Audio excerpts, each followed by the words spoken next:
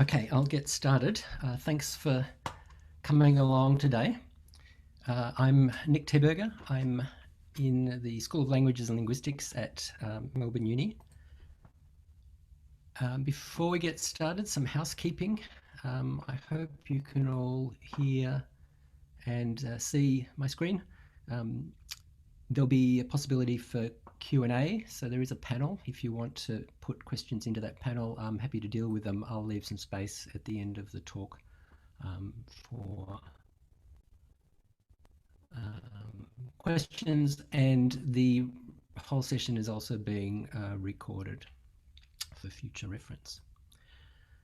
I'm going to talk to you about PARADISEC, which is the Pacific and Regional Archive for Digital Sources in Endangered Cultures. And before I start, I'd like to acknowledge that PARADISEC works in 3 locations, and they're on the lands of the Gadigal people of the Eora Nation in Sydney, the Ngunnawal in Canberra, and the Woiwurrung in Melbourne. And we pay our respects to their elders past and present, and acknowledge that they never gave up their land. It was taken from them. In fact, let's start by thinking about Aboriginal languages in Australia, and this example of recordings of Fanny Cochrane-Smith, who was a speaker of one of the Tasmanian languages. If you go into the Tasmanian Museum, you'll see this display, and on the right are wax cylinder recordings made of Fanny Cochrane-Smith. I'll just play one of the recordings to you now.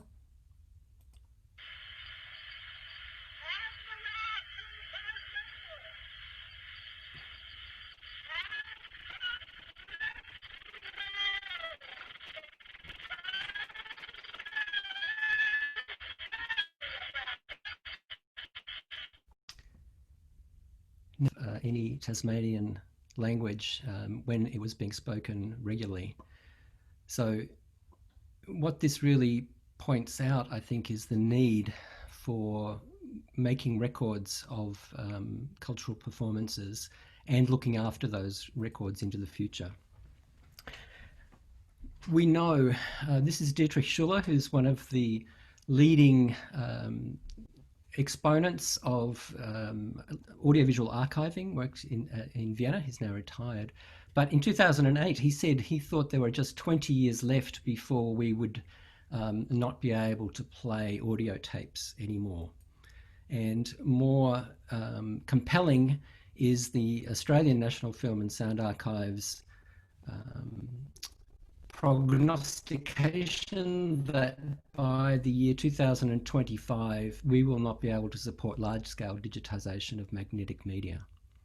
And on the right is a fairly drastic example of what can happen to audio tapes. They separate from the plastic backing, the magnetic media comes off, and the whole tape is no longer playable. So a group of us decided we would do something about this problem of the backlog of analogue tapes of cultural performances, and we set up PARADISEC in 2003. It's always been a consortium between the University of Melbourne, the ANU, and the University of Sydney.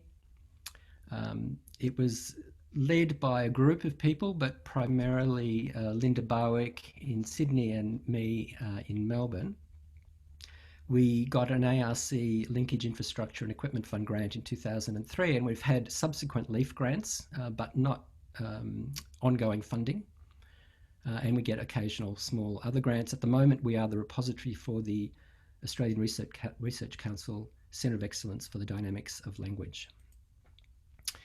Our region in the Pacific has somewhere around a quarter of the world's languages, if we include Papua New Guinea in the equation. And it's a big diversity of languages, mainly a lot of so-called Papuan languages in Papua and New Guinea, and Austronesian languages through the Pacific.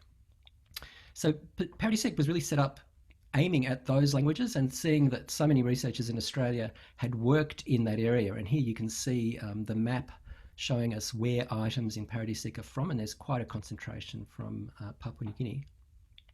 But we now have material from all over the world. So it started out with this focus, as its name suggests, on the Pacific region.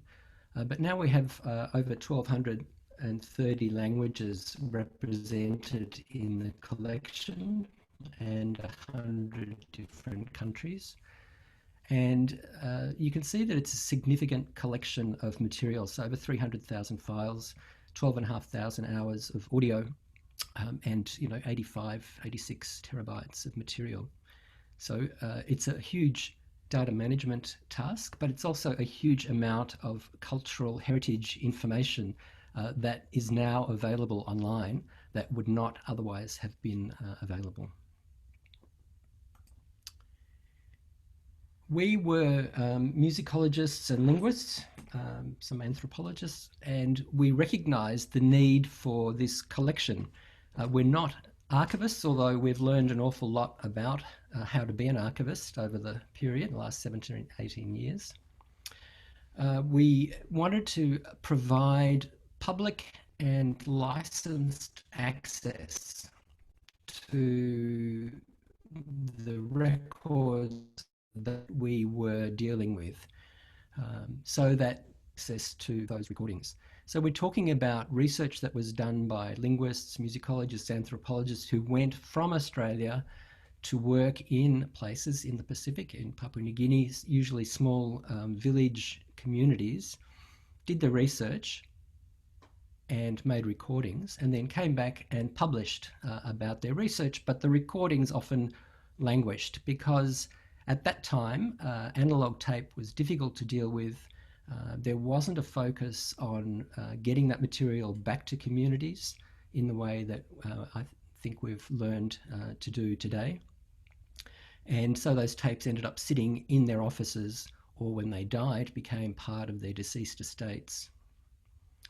So we wanted to build, to digitize these recordings, and then from that flowed a whole lot of other issues that we have dealt with. These weren't being looked after by the National Film and Sound Archive. They weren't being looked after by the National Library or IATSIS because they weren't Australian materials. What we've learned, I think, over the last 17 years that we've been running and looking at other repositories around the world is the importance of primary records for research and the ability to cite those records. So making good records in the course of our research, and then when we write our research papers, theses, books, to be able to cite back to that research, the recordings. So when we make a claim about something that's happened in our recording that's interesting from a theoretical point of view, other people can verify that it exists, and they can go and listen to that recording, watch the video, and they can then also make their own hypotheses based on that material and improve the findings. One of the issues for us also is that even though we make a recording, after a year or two, we've forgotten what's on that recording, or we're not able to locate it anymore. So putting it into a repository like PARADISEC means that we can find our own recordings as well as making them available to other people. And when we make them available, we have a license that says how the materials can be used. And this is very important, okay? Putting materials into a collection without any licensing or deposit conditions means that it's very difficult for other people to know how they can use them. And we don't want this to be done on a grace and favour basis, which is the way it used to be. You would have to approach the researcher if they felt like giving you the recordings, or if they could actually find them, then perhaps you could get access to them. But licensing them, putting them online, means that they're then available for researchers or for the community members who want to find them. What this process has also pointed out to us is the importance of training new researchers so that they can create well-formed research materials that can go straight into an archive. Usually new researchers are asking for direction. They don't particularly care how they do their work as long as they know that it's the right way. And it doesn't add much to their research work for them to think about file naming, to think about keeping good metadata, descriptions of the recordings as they go. But it means that at the end of their research trips, they're able to archive their recordings. They don't feel this burden of having these recordings sitting there and not being able to know what to do with them. In the end, this allows them to be able to find and reuse their own records. They can make those records available for their students when they graduate. Their students can then start working on those materials. And of course, the really main motivation, as I've said, for all of this work is that community members can then access records in their own languages. Here's an example of some DVDs sent from the field. So this was a student doing PhD research. She was very concerned her footings were at risk if she kept them with her all the time, at risk also from the climate and cyclones and so on. So before she left, we arranged file naming conventions for her and talked about the standards she needed to use. And then she sent back DVDs from the field so that when she came back from her fieldwork, she had citable forms of her research data already in the archive. This is a nice way to work. We've set up a fairly easy depositing system, and we have all the instructions for file naming and file types on our website. We have a metadata spreadsheet you can fill out and a deposit form that specifies conditions, and a user can also go into the catalogue and assign rights to just a few other people. You don't have to make it open to everybody. But the items in PARADISEC can be improved over time, so you can put a file up with very little information, just the very basic information, but as you learn more about it or as you transcribe it, you can add that information to the collection.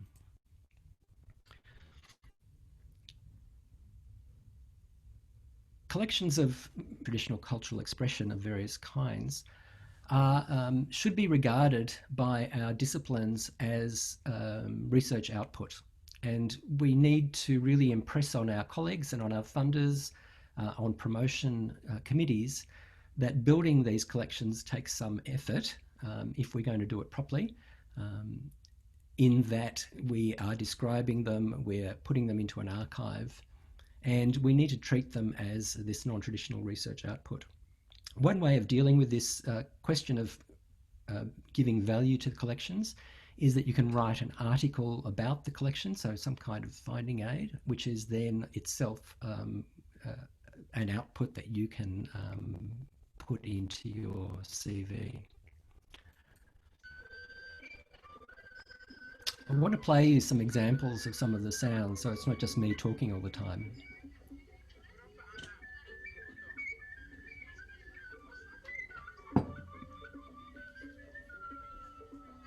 Okay, so a very lovely piece of gamelan music. The collection is full of really interesting and beautiful sounds, but often it's very difficult to find them because there is so much material there. So I talked about audio, but we also store images. Here's an example of notes, photographic images, videos. So all of this is in the collection, and here you can see the interface to the items in the collection. We also, if there's an audio that has a transcript, we can put those together like this, where the transcript moves along.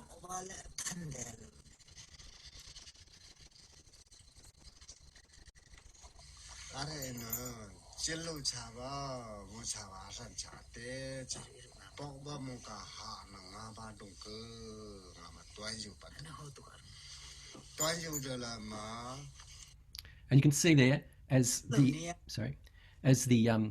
audio plays, the transcript moves along with it, because the person who created this used the right software to create the transcripts, which then, when they went into the collection here, our software in the collection knows how to pair up the transcript with the audio and present it to you in that way. The collection has audio records dating back from the 1950s and textual data going back to the 1800s. And as you saw, we have page images of field notes, videos and films. And in some cases, the items in PARADISEC are the only record certainly public record, sometimes the only record in a language. Here's some examples of the types of research that we have. Stephen Vorm was the professor of linguistics at the ANU. He did a lot of fieldwork around the Pacific, but also he sent out tape recorders and tapes to people to make their own recordings. And so there are 120 tapes from the Solomon Islands that he had in his deceased estate after he died. Arthur Capel was a professor at Sydney Uni, many tapes and 30 archive boxes of field notes. And you can see significant numbers of tapes, significant collections that were inaccessible. These were inside, ANU filing cabinets or in the researchers' homes when they retired. And without digitising them, they were at risk, and they were certainly not playable or accessible by the people in the communities they came from. These are the kinds of things we're talking about. We've got cassettes, reel-to-reel tapes stored in various ways, DAT tapes, and each of these needs to be have the content transcoded to digital files. One of the big problems, especially in the Pacific, is that tapes grow mold, and you can see on the left that tape has that white covering over it. It's mold that's grown there. The mold then separates the magnetic media from the polyester backing, and the tape falls apart. So the tape then, after cleaning, and we have tape baking and cleaning service in our Sydney office, the tape will then look like the tape on the right, nice and clean and ready to be played. So keep these things in shoeboxes and tea chests all over the place. We need to preserve them by digitising them, by adding metadata, and by publishing them, that is, putting them into a repository that makes them accessible.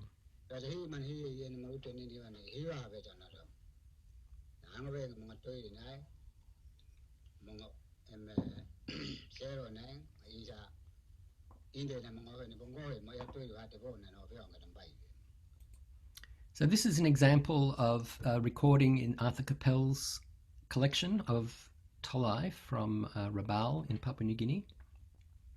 And what's interesting here is that the PARADISEC office in Sydney has employed Stephen Gagau, who is a speaker of Kuanua, and he works in the Sydney office and is going through the collection and identifying different Papua New Guinea languages that he's had experience of and adding metadata to the collection. So this is a really nice example of the way that information can be improved over time. That's Stephen sitting there on the left. In the middle, Eava Gaita was studying law at Melbourne Uni, and we met, and he came and listened to some items in the collection and discovered that it was his grandfather recorded, and he later told me that he hadn't slept that night listening to recordings of his grandfather through the night, which he had no idea had been recorded. So we need to do a better job of getting this material back. And one of the ways we've done this, on the right, we've made recordings available at the Divine Word University in Madang as an example. You can see they've got a sign up at the local market saying this recording is from different parts of Madang made by Fathers Gruggan, and they asked people to listen to the recordings at the market, and then they filled in a spreadsheet with some extra information and they sent it back to us, and we put that into the catalogue. Now that sort of thing doesn't happen all the time, but when it does, it's a really gratifying experience. So archiving gives us an impetus to organise our own collections. It provides a structure and context for records. So often researchers only really create a collection from their records when they come to deposit it in an archive. Before that, it's sitting around and they've got vague ideas about, where everything is, and what's called head notes, which are harder to get than field notes. They're things that all the information that's stored in the head of the researcher, and making that explicit when you deposit it in an archive means that the information around all of that research material is much easier to access.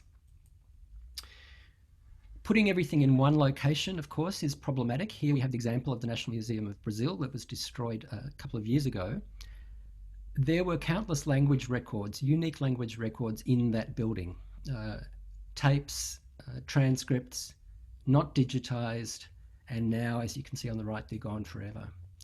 So we need to think very carefully about how to store these records and to make sure they're safe into the future.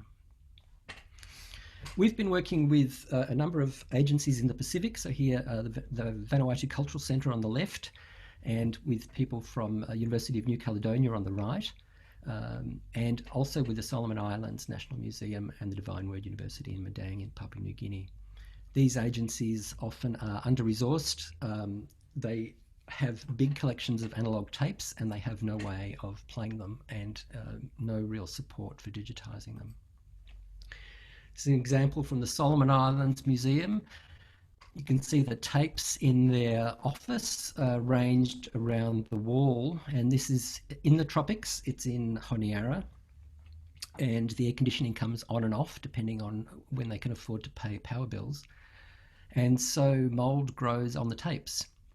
We got funding from the Endangered Archives program to work with the Solomon Islands Museum, and we've digitised 200 of the tapes that they decided were the most important to be digitised.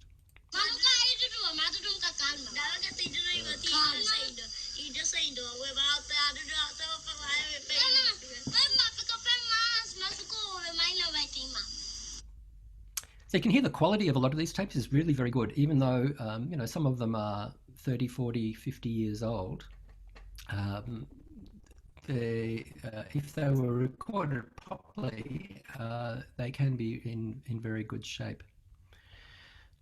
Another project that we initiated is the Project Lost and Found, which is a survey that we send out to people periodically asking if they know of collections of tapes that need to be digitised. And people fill this survey in, and to date we've located about 15 collections, so it's not a huge number, but still they're significant collections. And these are some examples of collections that were reported to us in the survey, and we were then able to get funding and to digitise them. Don Kulik has written a book recently on When a Language Dies, I think, which is about his experience in Papua New Guinea, but his recordings were in his house. Similarly for some of these others, the recordings were in their care, but they had no way of playing them back. So now they're all accessioned into the PARADISEC collection. We need to do some work in the future. Ideally, we'd be able to localise our catalogue and use local languages, or at least use French and Melanesian Pidgin for the Pacific. At the moment, we don't have that. We only have English in our catalogue. We'd like to modularise the catalogue, that is, have all kinds of services available in the catalogue. I can talk more about the more technical aspects of this later if anybody's interested. We would like to add new metadata terms that are more appropriate to local contexts. Is fairly standard. The issue of language names, for example, that are often contested, and when we use standard names, they may not be the name that the local community recognises or uses. Nevertheless, we do use the international standard, which you can see in this 3-letter code. It's the ISO 6393 code. We're part of an international consortium called the Open Language Archives Community, or OLAC. OLAC harvests participating language archives every day, and it harvests the metadata from those archives, and it puts them together in a page. So here's the page for the language, and every day it's refreshed. There are about 60 language archives that participate in OLAC's harvesting. So it's a wonderful resource. You can put the 3-letter code there that you can see in yellow at the end of that URL, and it will give you a list of all the information in language archives for that language. And these are live links, so when you click on them, you are within 2 or 3 links, or 1 or 2 links, to hearing or seeing that resource for that language. This then lets you do something like this. So this is a visualization of the language information in those archives for Vanuatu. So what I'm going to do now is show you we're going to fly through Vanuatu, and you'll see the size of the icons tell you how much information there is. So green icons have most information, white icons have the least.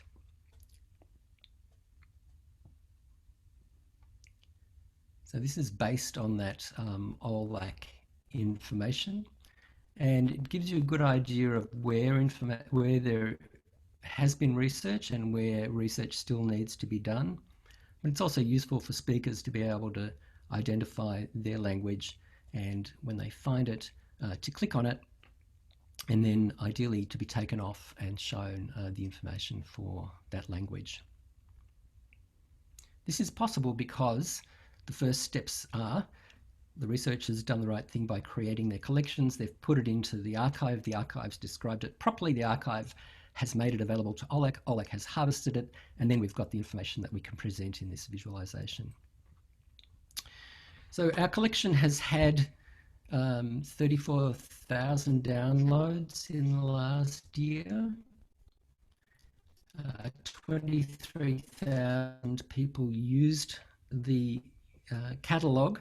But what's significant for us is the Pacific, so quite a number from Papua New Guinea, and you can see the figures there from different parts of the Pacific, something that we would like to increase.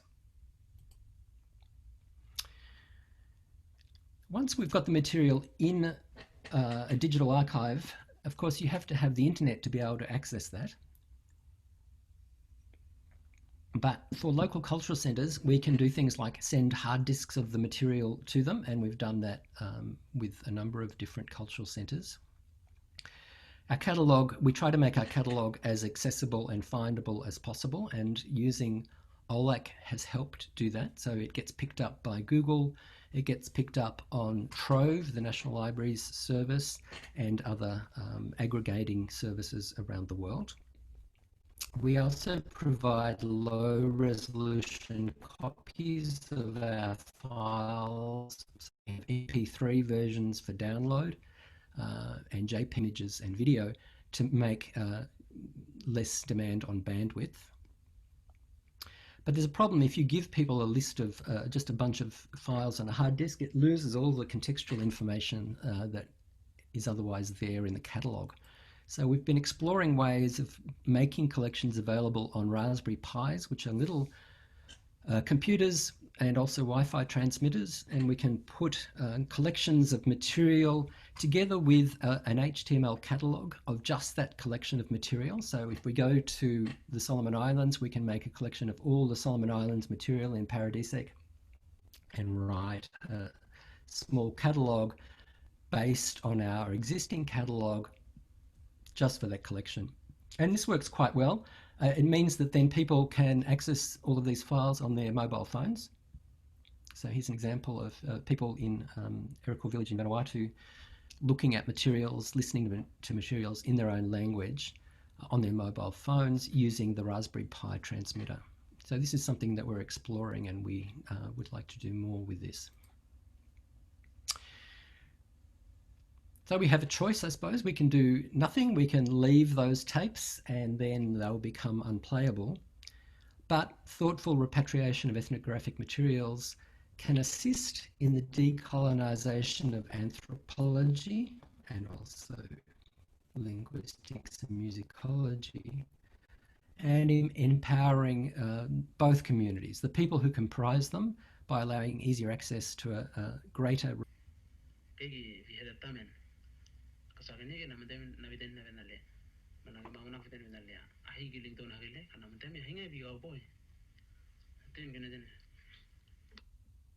Okay, that was a recording from 1977. So PARADISEC has been recognised by UNESCO. We're on the UNESCO Australian Register of the Memory of the World, which is great. We've been given special commendations, awards for excellence. Perhaps most importantly, we've been given a core data seal, which is an international recognition that all our processes are at, operating at expected international standards. And last year we were accepted into the World Data System.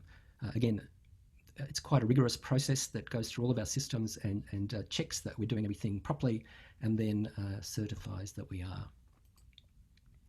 So to conclude, we do digitise every day. We are constantly digitising tapes. At the moment we have tapes being digitised in Melbourne, Canberra and Sydney.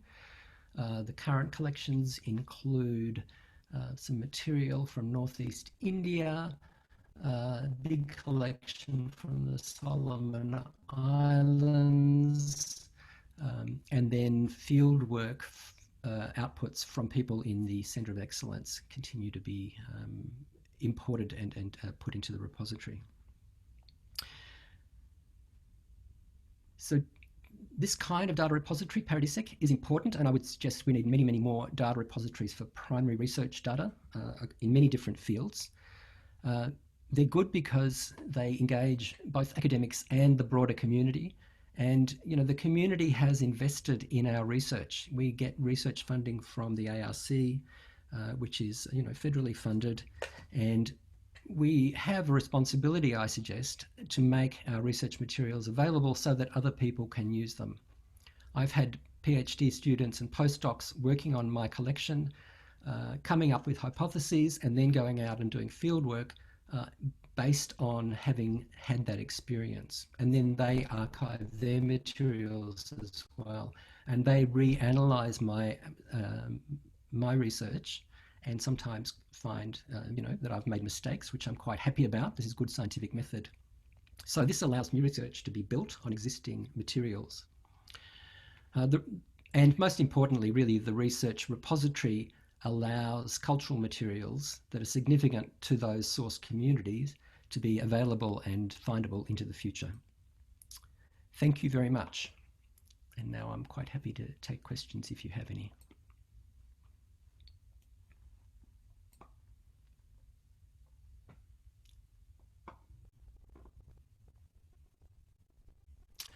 Okay, so one of the questions is, what do you do with tape collections for which there's no metadata, no memory about the contents, and no obvious community interest? A good question, and we certainly, as we did last year. Last year was the International Year of Endangered Languages. We had a project where we put up snippets of exactly those kinds of recordings on our Facebook site and other sites, and asked people for feedback to let us know if they knew what that language was. And it didn't have a huge success, but I think the intent was good. We did get some responses, but ultimately we digitized that, we put it online, and we say, well, we know, that researcher worked in this location, so it's likely that this tape came from that location and at that time, but we're making it available. Ideally, we'll end up with getting better metadata so that we can keep enriching the collection in that way. The other question then from Jennifer Warburton is, do we have an ongoing administrator role? We're very lucky in that the core group of PARADISEC have been with the project since the beginning, but we do not have ongoing funding. So we patch together funding in various ways, and we all take responsibility for the kinds of jobs you're talking about, that is record cleaning up and ensuring minimum metadata. We have also built a very good system for ingesting metadata and items into the collection, so much of it is automated, and it does checks on the records as they go into it, all that kind of thing. So I suppose the key to the success is that we can ride out periods of very little funding because the systems are fairly robust and can keep ingesting material but also keep making it available online. Then there's a question about documents related to body narratives. I don't know. That would be something you'd have to look through the collection to find. I'm not sure exactly what a body narrative is, I'm afraid. Might have to elaborate. But performances and rituals, there's certainly lots of information about about rituals for various cultural communities in the collection.